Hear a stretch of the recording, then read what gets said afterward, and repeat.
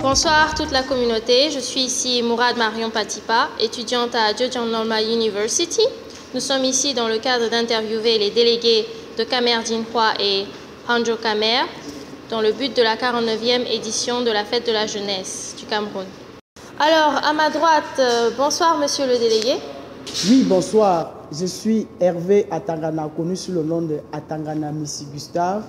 Je suis étudiant à Zhejiang Normal University, étudiant en administration publique et je suis également membre de la grande association des étudiants camerounais en Chine.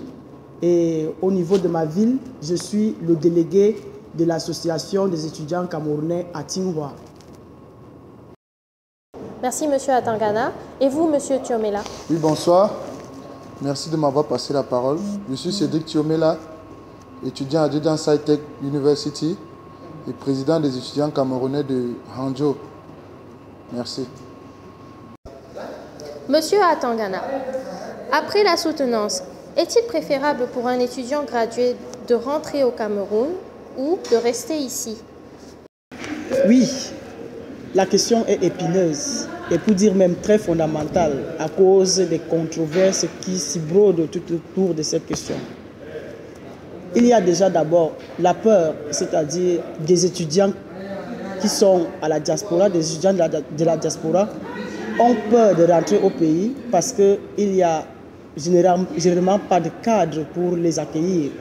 Bon, il y a également, je suis en Chine ou bien je suis en France, je suis en Europe, je suis quelle qualité d'étudiant?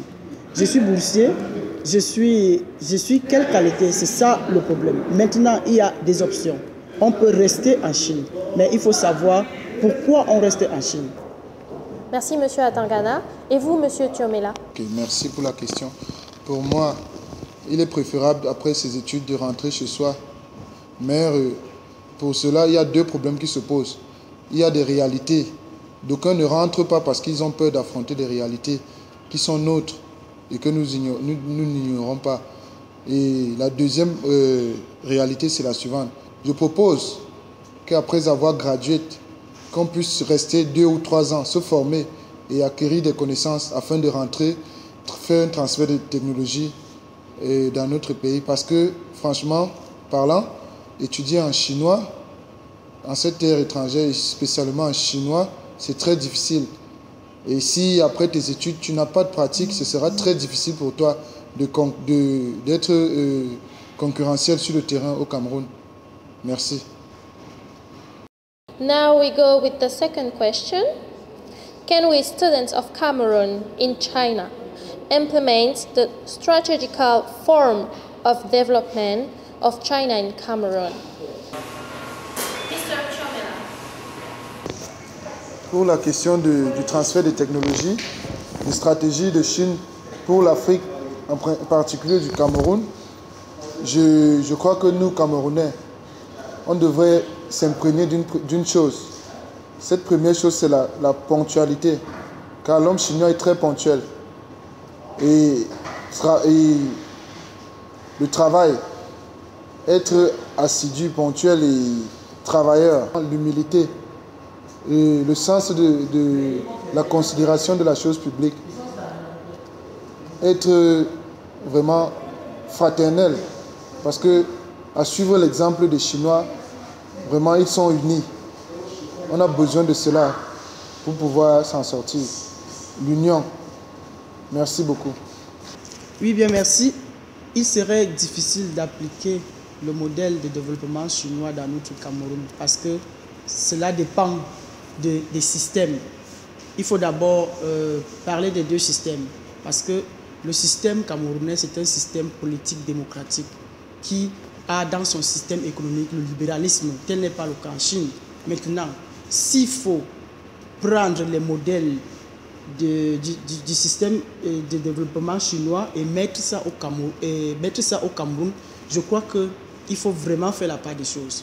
Soit on va prendre des aspects positifs qui peuvent s'intégrer et être réadaptés au système camerounais pour notre propre culture, là, ça peut aller.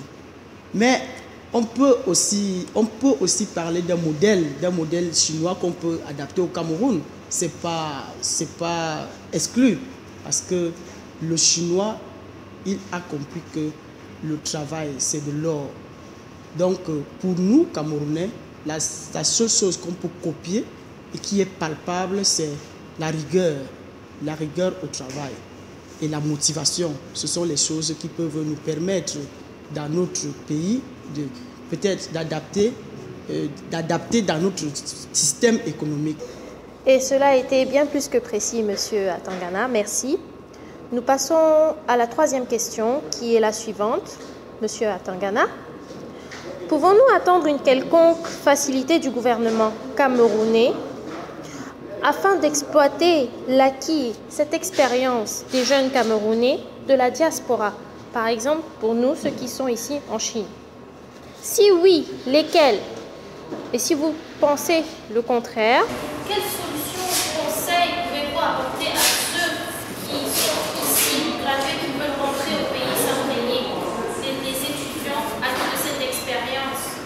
Quels conseils pouvez-vous leur apporter?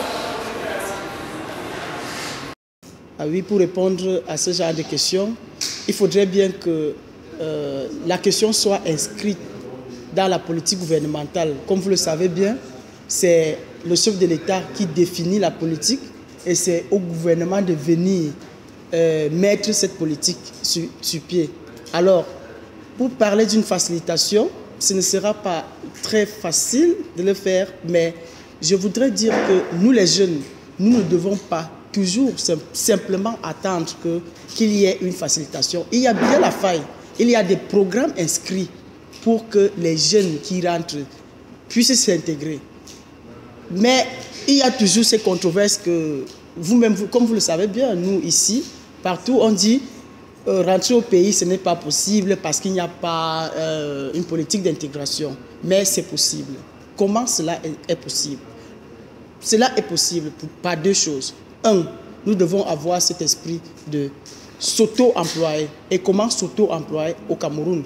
Et il y a le ministère des petites et moyennes entreprises qui est au Cameroun. Lorsque vous avez monté votre dossier, vous pouvez aller et obtenir des financements.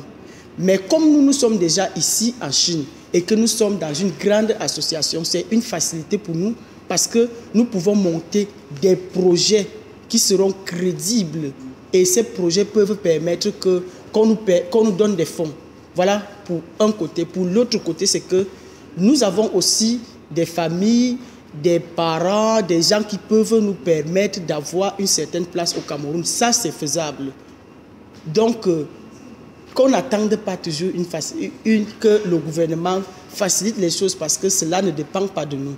Alors, le conseil que je donne aux jeunes qui sommes nous, parce que moi aussi je suis jeune, je suis aussi inquiet au développement, au travail, le conseil c'est de rester ensemble pour développer des idées capables de nous produire, capables de nous donner quelque chose pour s'auto-employer et de ne pas toujours attendre, car le travail est un trésor. Il faut s'auto-employer. Merci, Monsieur Atangana. Et quant à vous, Monsieur Thiomela, que pensez-vous? Merci pour la question.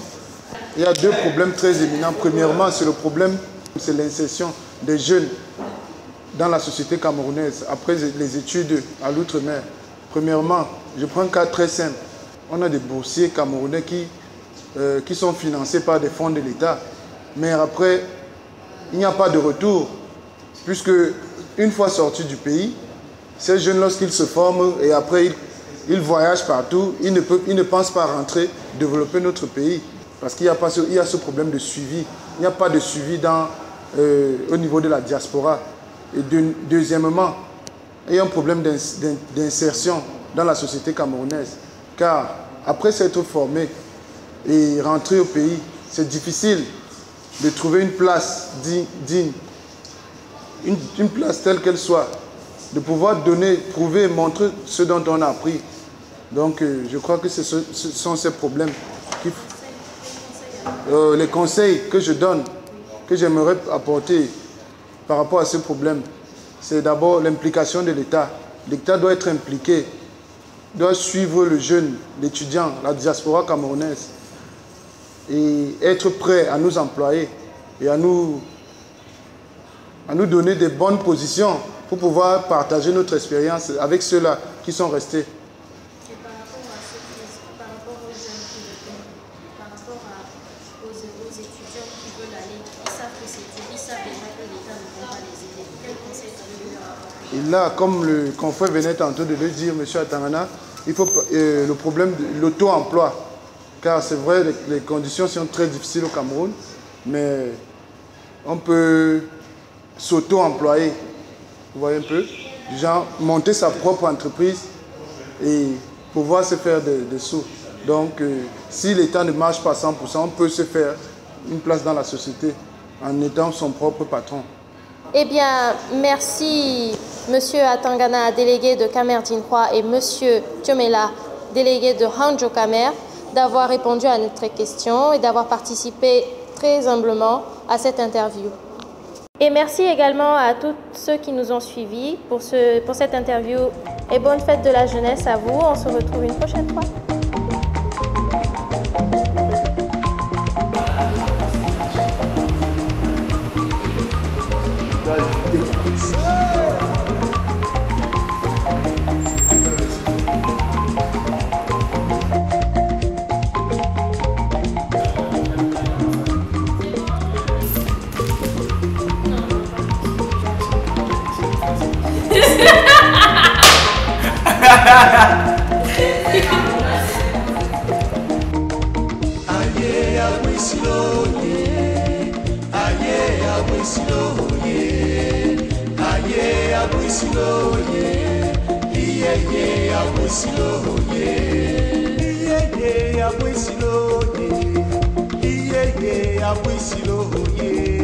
Giselle Wamana Puisiloye, Capet Wamana Puisiloye, Aye Apuisiloye, Aye Apuisiloye, Aye Apuisiloye, Iye Apuisiloye.